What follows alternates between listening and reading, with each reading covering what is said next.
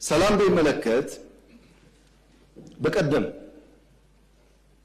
ወር ሳይሞላ ኢትዮጵያ ውስጥ ከ28000 በላይ ታቦት ውጭ ወጥቶ አድሮ በሰላም ተመልሷል።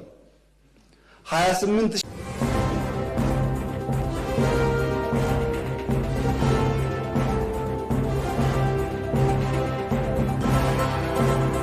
ሰላም ጤና ይስጥልኝ። እንደምን ሰነበታችሁ? ክብር ለሚገባችሁ ዓለም ሙሉ የምትገኙ የቻናላችን ቤተሰቦች ብሩታው ሰላምታችን በእያላችሁበት በምድር ዳርቻ ይድረስልን እያልን ዛሬ ከሀገርና እስከ ዓለም ጫፍ ድረስ የሚገኙ አዳዲስ መረጃዎችን ወደ እናንተ እናቀርባለን። የብራን አድማጮቻችን ቀድሞ ዩቲዩብ ቻናላችን ስለተዘጋብን በአዲስ ቻናል ወደ እናንተ ተከስተናል። አንተም ሰብስክራይብ፣ ሼር እያደረጋችሁ አዳዲስ መረጃዎች እንደተለቀቀ ወዲያውኑ ወደ እናንተ እንዲደርስ ደውል ምልክቱን በመጫን በርታት እንድትሆኑ ዘንድ እየተማጸንን በቅድሚያ አርዕስተ ዜና እናሰማችኋለን።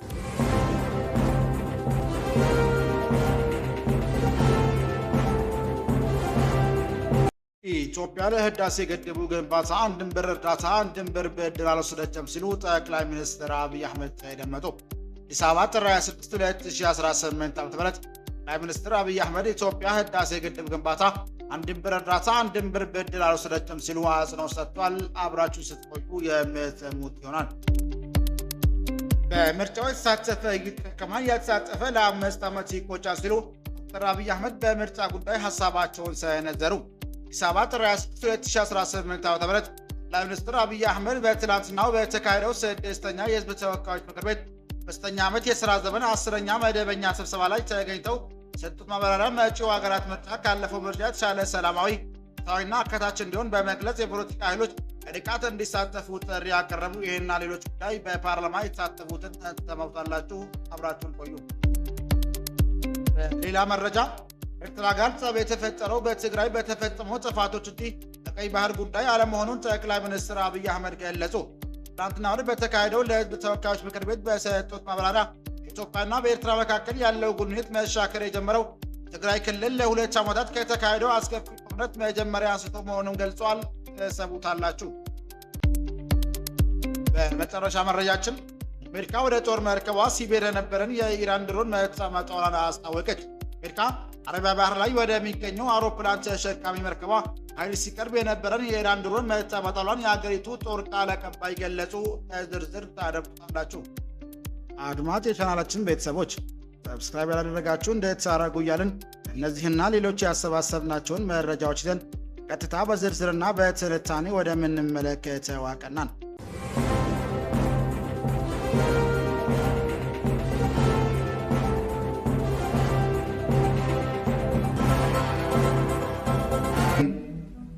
ካለ 1 ብር እርዳታ ካለ 1 ብር ብድር ያሳካ መንግስትና ህዝብ ፕሮጀክት አይሰራም ሊባልማ አይችልም። ግፍ ነው። ሜጋ ፕሮጀክቶችን ከመከወን ጋር ኢትዮጵያ ለህዳሴ ግድብ ግንባታ አንድም ብር እርዳታ አንድም ብር ብድር አልወሰደችም ሲል ጠቅላይ ሚኒስትር አብይ አህመድ ተደመጡ። አዲስ አበባ ጥር 26 2018 ዓ.ም ጠቅላይ ሚኒስትር ዶክተር አብይ አህመድ ኢትዮጵያ ለህዳሴ ግድብ ግንባታ አንድም ብር እርዳታ አንድም ብር ብድር አልወሰደችም ሲሉ አጽንኦት ሰጡ። ጠቅላይ ሚኒስትሩ ይህን የተናገሩት ትናንትናው በፓርላማ ቀርበው ባለፉት 6 ወራት የተከናወኑ የመንግስት ስራዎችን አስመልክተው ምክር ቤት አባላት ለተነሱላቸው ጥያቄዎች ምላሽና ማብራሪያ በሰጡበት ወቅት ነው። ጠቅላይ ሚኒስትሩ በዚህ ወቅት ግድቡን ካለ 1 ብር እርዳታ ካለ 1 ብር ያሳካ መንግስትና ፕሮጀክት አይሰራም ሊባል አይችልም፣ ግፍ ነው ብለዋል። ስለውም ጀግኖች ኢትዮጵያውያን ቁርጠኛ አቋም ሀገር ውስጥም ከሀገር ውጭም ያሉ ጨክነው ተሰሩ የተጠናቀቀ ፕሮጀክት ነው ሲሉም ተናግሯል።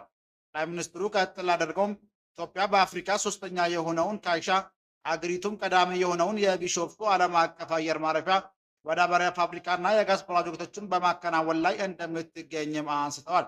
ጠቅላይ ሚኒስትር አብይ ታላቁ የኢትዮጵያ ህዳሴ ግድብ ኢትዮጵያውያን ብቻ የተገነባ መሆኑን ሲናገሩ በቀናት ውስጥ 2ኛ ጊዜ ነው። አብነትም ባሳለፍነው ሳምንት ጥር 2018 ዓ.ም አይሻ 2 የንፋስ ኃይል ማመንጫ ፕሮጀክት ምረቃት ላይ ባደረጉት ነገር ታላቁ የኢትዮጵያ ህዳሴ ግድብ በኢትዮጵያውያን ታስበው ኢትዮጵያን ሀብት ብቻ የተገነባ መሆኑን አጽንኦት ሰጥተውም ተናግረው ነበር። ጠቅላይ ሚኒስትሩ በዚህ ወቅት ኢትዮጵያ የሚቀጥለውን የአፍሪካ ዘመን እድገት ለማረጋገጥ የሚጣለውን መሰረት ከሞላ ጎደል ክሊን ኢነርጂ ላይ ያተኮረ መሆን አለበት ብላ ታምናለች ሲሉም ተናግሯል። አክለውም እዚህ አቅም ማሳያና የአፍሪካውያን የጋራ ድል የሆነውን ታላቁን የኢትዮጵያ ህዳሴ ግድብ አፍሪካ ግርማ ሞገስ ሲሉም ገልጸውታል። ጠቅላይ ሚኒስትር አብይ አህመድ የህዳሴ ግድቡ ፕሮጀክቱ ኢትዮጵያውያን ሀብት ብቻ የተገነባ መሆኑን የገለጹት አሜሪካው ፕሬዝዳንት ዶናልድ ትራምፕ ግድቡን በተመለከተ በተደጋጋሚ ወዛጋቢ ንግግራቸውን መቀጠላቸውን ተከትሎ ነው። ፕሬዝዳንት ዶናልድ ትራምፕ ከግድቡ ግንባታ የገንዘብ ድጋፍ አድርግቻለሁ፣ ግድቡ የናይል ውሃ አፈፋዝ አቋርጧል፣ እንዲሁም ከግብፅ የሚወርደውን ውሃ ቀንሷል የሚሉ ያልተረጋገጡና የተሳሳቱ መረጃዎችን ሲያሰራጩ እንደነበረ አይዘነጋም። አሳለፍነው ዓመት ሐምሌ ወር የአሜሪካው ፕሬዝዳንት ዶናልድ ትራምፕ በአንድ ወር ጊዜ ብቻ ሶስተኛ ጊዜ አሜሪካ ለታላቁ የኢትዮጵያ ህዳሴ ግድብ ግንባታ የገንዘብ ድጋፍ አድርግቻለች ሲሉ ነገራቸውን ተከትሎ የታላቁ የኢትዮጵያ ህዳሴ ግድብ ማስተባበሪያ ፕሮጀክት ጽሕፈት ቤት መግለጫ ማውጣቱን የሚዘነጋ አይደለም።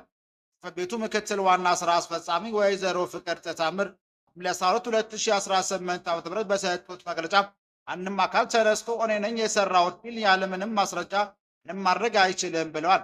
ምክንያቱም ምንም አይነት ቅንጣት ያክል ገንዘብ ከውጭ ብድርና እርዳታ እንደሌለ ላለፉት 14 ዓመት መንግስቱም ይፋ ሲያደርግ ቆይቶ እኛም ለሚዲያዎች ስንገልጽ ቆይተናል። ሚዲያውም በተለያየ መልኩ ሲገልጽ ቆይቷል ሲሉ የትራምፕ ንግግር ውድቅ አድርገው ነበር።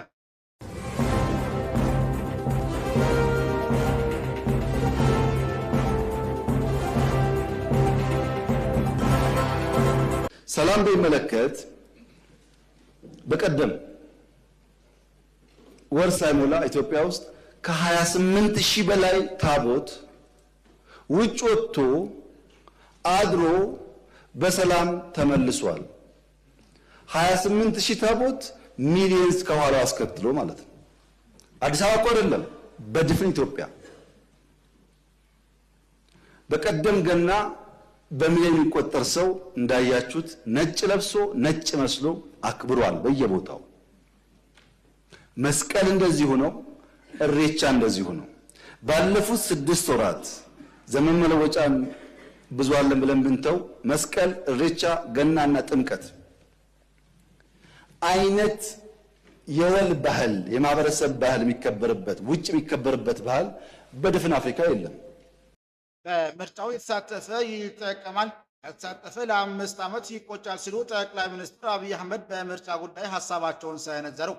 ሰባት ጥር 26 2018 ዓ.ም ጠቅላይ ሚኒስትር አብይ አህመድ ዛሬ ባካሄዱት ሶስተኛው የህዝብ ተወካዮች ምክር ቤት 5ኛ ዓመት የሥራ ዘመን 10ኛ መደበኛ ስብሰባ ላይ ተገኝተው በሰጡት ማብራሪያ እጩ ሀገራዊ ምርጫ ካለፉት ምርጫ የተሻለ ሰላማዊ፣ ፍትሐዊና አካታች እንዲሆን በግልጹ የፖለቲካ ኃላፊዎች በንቃት እንዲሳተፉ ጥሪ ያቀረቡ።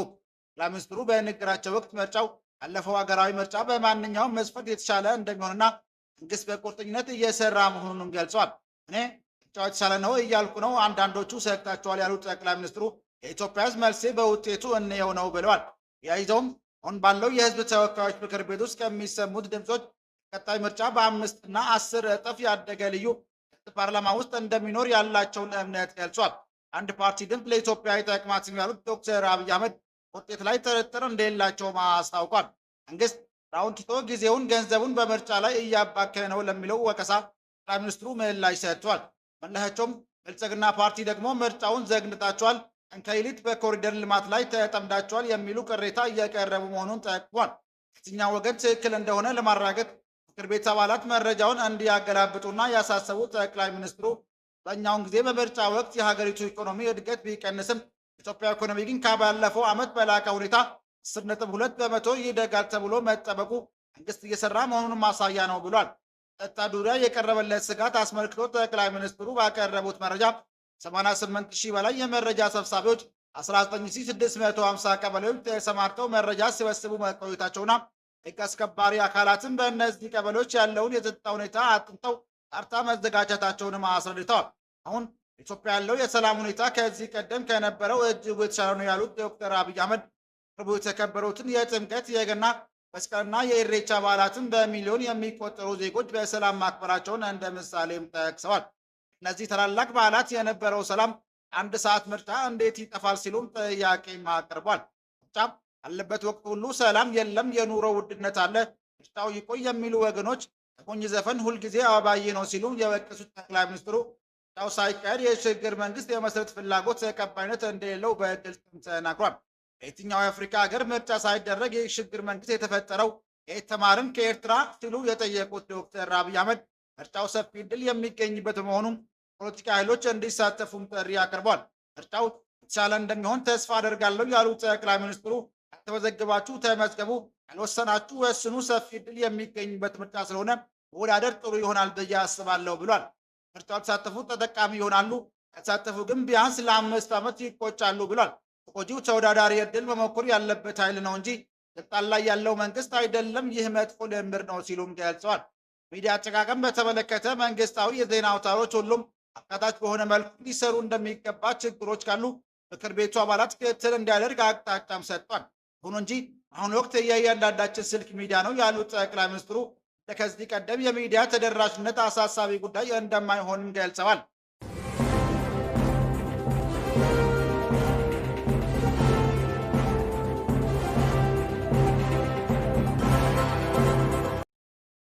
አክለውም ከኤርትራ ጋር ጸብ የተፈጠረው በትግራይ የተፈጸመው ጥፋቶች እንጂ ቀይ ባህር ጉድጓድ አለመሆኑን ጠቅላይ ሚኒስትሩ አብይ አህመድ ገለጹ። አዲስ አበባ ጥር 26 2018 ዓ.ም ጠቅላይ ሚኒስትር አብይ አህመድ ለህዝብ ተወካዮች ምክር ቤት በሰጡት ማብራሪያ ኢትዮጵያና በኤርትራ መካከል ያለው ግንኙነት መሻከር የጀመረው ትግራይ ክልል ለ2 ዓመታት ከተካሄደ አስከፊ ጦርነት መጀመሪያ አንስቶ መሆኑንም ገልጿል። ጠቅላይ ሚኒስትሩ የግንኙነቱን መሻከር መንስኤ ኤርትራ ሰራዊት በትግራይ ውስጥ የፈጸማቸውን ጥፋቶች እንጂ በቅርቡ ኢትዮጵያ ወደ ቀይ ባህር መዳረሻ የመገኘት ፍላጎቷን ማሳወቋ አለመሆኑንም አስረድቷል። ትናንትና ለህዝብ ተወካዮች ምክር ቤት አባላት ንግግር ያደረጉት ጠቅላይ ሚኒስትሩ የአሁኑ ጸብ ከኢትዮጵያ ባህር በር ፍላጎት ጋር የሚያይዙ ትንታኔዎችን ውድቅ አድርገዋል። አንዳንድ ሰዎች በኢትዮጵያና በኤርትራ መንግስት መካከል ያለው ችግር የፈጠረው የኢትዮጵያ መንግስት የቀይ ባህርን ጥያቄ በማንሳቷ ነው ይላሉ፣ ያስባሉ፣ ይተነትናሉ። ነገር ግን ነገሩ እንዲህ አይደለም ብሏል። የባህር በር ጉዳይ ከመጀመሩ ከረጅም ጊዜ በፊት እንደነበርና የጀመረውን በትግራይ ጦርነት መጀመር አካባቢ ነው ሲሉ አክለዋል። የጠቅላይ ሚኒስትሩ አብይ ገለጻ መጀመሪያው ጸብ የተከሰተው በጦርነቱ የመጀመሪያ ዙር ፌዴራል ኃይሎች ሽሬን ከተቆጣጠሩ በኋላ ነው። መጀመሪያው ዙር ጦርነቱ ሽሬን ከገባን በኋላ ኤርትራ ጦር ከኋላችን በመከተል ወደ ከተማዋ ገብቶ ግለሰቦችን፣ ቤቶችንና ህንፃዎችን ማፈራረስ ጀመረ። ወቅቱ በይፋ ባልነገረውም ጸብ የተጀመረው ያኔ ነው ብሏል። ጦርነቱ ማዕከላዊ ትግራይ ወደሚገኘው ታሪካዊ ከተሞች ሲሻጋገር ሁኔታው ይበልጥ እየተባባሰ መሄዱን ጠቅላይ ሚኒስትሩም ገልጿል። የኤርትራ ኃይሎች አክሱም ገብተው በወጣቶች ላይ የጅምላ ጭፍጨፋ ሲፈጽሙ ጸብ ተጋግሎ ነበር ሲሉ ፓርላማ የተናገሩት ጠቅላይ ሚኒስትሩ በአድዋ የኤርትራ ወታደሮች ፋብሪካዎችን መበታተንና መዝረፍ መጀመራቸውን፣ በአዲግራት ደግሞ ከመድኃኒት ፋብሪካዎች ሊንቀሳቀሱ የሚችለውን ነቅለው መውሰድ የቀረውን አውድመዋል ብለዋል። ይህም ግንኙነት እንዲቋረጥ ገፊ ምክንያት መሆኑንም ጠቁሟል። ጠቅላይ ሚኒስትር አብይ አክለውም ፌዴራል መንግስቱ በወቅቱ የኤርትራን እርምጃ በግልጽ ለመጋፈጥ ያልቻለው ሰራዊቱ በተለያዩ ግንባሮች ተበጥሮ ስለነበር መሆኑንም ገልጿል። ኢትዮጵያ መንግስት በበርካታ ግንባሮች የመዋጋት አቅም አልነበረውም ያሉት ጠቅላይ ሚኒስትሩ ወቅቱ ትኩረታቸው የህዋ ኃይሎችን መከታተልና የተያዙ ቦታዎችን ማጠናከር ላይ እንደነበረ አስረድቷል። ንግግራቸውን የፖሊሲ ለውጥ ሳይሆን ታሪካዊ መረጃ መሆኑን የጠቀሱት ጠቅላይ ሚኒስትሩ ጥፋቶችን በሰላማዊ መንገድ ለማስቆም በተደጋጋሚ ጥረት መደረጋቸውንም ገልጿል። አክሱም ወጣቶች ሲገደሉ፣ አድዋና አዲግራት ሲዘረፉ በርካታ መልእክቶች ወደ ኤርትራ ልኬ ነበር ብለዋል። ቀድሞ የውጭ ጉዳይ ሚኒስትር ገዱ አንዳርጋቸው ከአንድ ጊዜ በላይ መላካቸውን አመላክቷል። ትግራይን ህዝብ አታሸብሩ፣ ሀብቱን አትዝረፉ፣ ውጊያው ከህወሓት ጋር እንጂ ከትግራይ ህዝብ ጋር አይደለም የሚል እንደነበረ አስረድቷል። እነዚህ ጥረቶች ሳይሳካ ሲቀሩ ቀድሞ ምክትል ጠቅላይ ሚኒስትር ደመቀ መኮንን መላካቸው አብይ ገልጿል።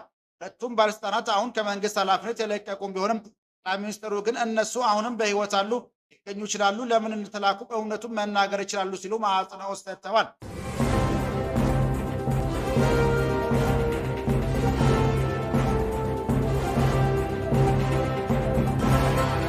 በመጨረሻም ሀገር ውጭ በያዝነው መረጃ አሜሪካ ወደ ጦር መርከቧ ሲበር የነበረን የኢራን ድሮን መታ መጣሏን አስታወቀች።